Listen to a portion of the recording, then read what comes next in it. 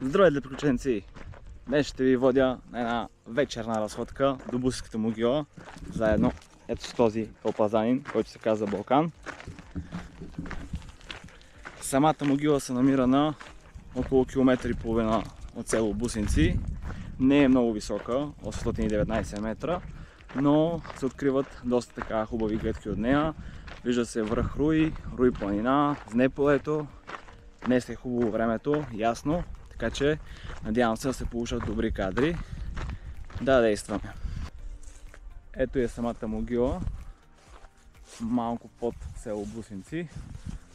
Трябва да направим такъв кръг наляво, за да стигнем до нея. Преходът е плавен, не е натоварващ, така че е подходяща за всяка вид туристи. Не е много популярна, както казах, не е и много висока, но пък си струва да се посети, според мен. Ето там продължаваме по тази пътечка, завиваме наляво, минаваме през местота Поповдол и се качваме на Бусинска могила. Ето след малко ще минем до Бусинския орех, който е като пазач в долината, наглеждайки нивите и посевите на фермерите. Ето каква красива корона има този орех. Наистина е внушителен, особено на живо.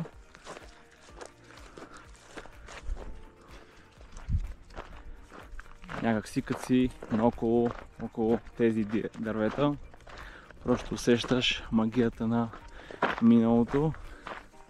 Лъхата просто история, енергия на хора, които са живяли тук, минавали и също са виждали развитието на дървото. От нас зависи да ги съхраняваме, за да може и следващите поколения да се насаждават на тези дървета. Колкото по-здрави корени има едно дърво, толкова и по-здрав родът. Както искате го разбирайте. Ето ни вече от югоизточната страна на могилата и Руи планина е право на нас. Ето го и слънцето. По-късно ще го видим и отгоре. Продължаваме бодро напред. Днес целият ден беше страшна жега, но е хубаво, че вечерите в Трънско са една идея по-хладни, отколкото на други места. И там по-напред, право на нас, се пада местността Поповдол. Там миналата година, горе-долу по същото време, също възникна изведнъж пожар, който за щастие бе овладян доста бързо, за 3 часа. Беше почивен ден, имаше доста хора наоколо и съответно се включиха доста доброволци от съседните села, Извор, Радово, Вукан. Дойдоха и 3 пожарни и пожара беше локализиран сравнително бързо и потушен, тъй като на километър и половина от самото място започваше гъста борова гора и ако беше хванало на там, най-вероятно щеше да стане много огромен пожар. Просто бора си е като факел. Хване ли го огъня, е много трудно да бъде огасен. Затова призовавам, бъдете особено внимателни, не косете, не обработвайте земите си в извън позволените часове, защото застрашавате както собствените си животи, така и на тези около вас, на животинките, на природата и цялото обитание. Не бъдете задници, не мислете само за себе си. Ето е могилата вече и цяло от източната страна. Сега ни предстои още един завой, ето там и после наляво. И след това ще почнем да се катерим по нея. И там горе някъде ще си постеляме одеяло за сядане и ще наблюдаваме залеза. Днес би трябвало слънцето да залезе около 8:30, но ние ще сме една идея по-рано, така че да хванем възможно най-много от красотата му и това, което ни показва наоколо.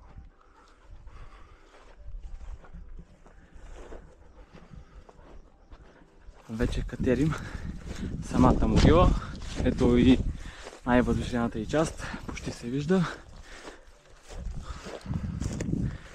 Ето и слънцето, което се готви да залезе след малко. Ето го за нас село Бусенци. Това е Ливагия, пресечена от река Лишковица. От другата страна е село Стойен извор, но в момента слънцето пречи да се види ясно. Ей натам пък е Радово.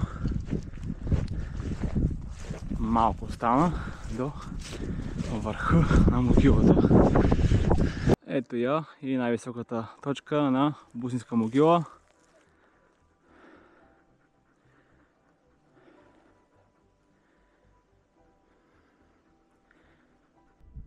Ето го залеза от Бусинската могила.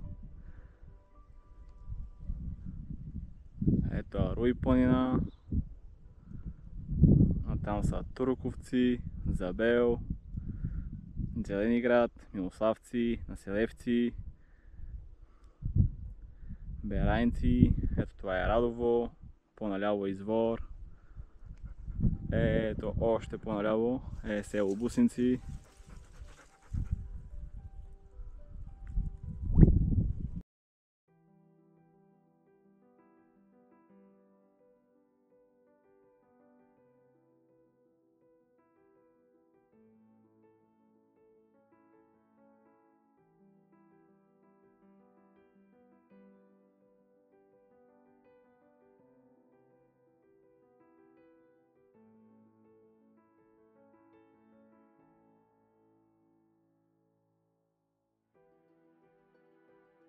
Ето слънцето вече се скри от тази страна. Само се подават лъчите, които всеки момент и те ще изчезнат.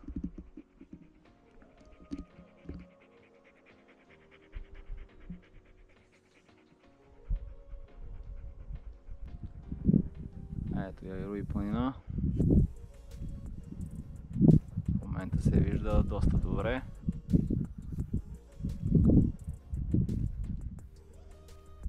Пейзажът от тази страна според мен наистина се заслужава.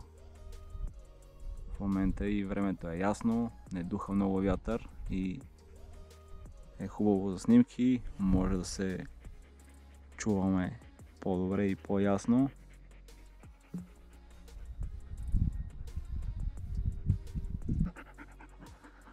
Окане, хареса ли ти залеза?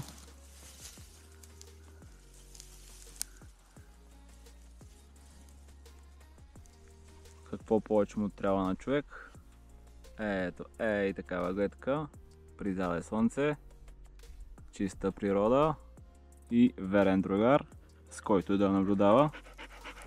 Ей, този кълпазанин миналата седмица ни създаваше страшни главоболя.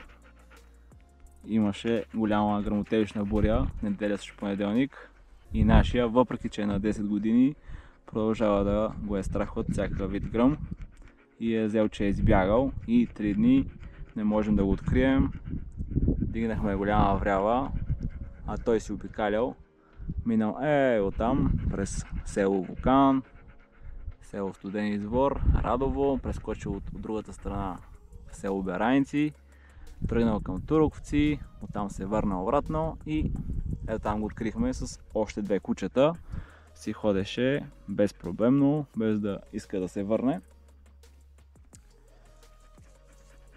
Но в крайна сметка го открихме и вече си е при нас. Отново можем да странстваме по баирите.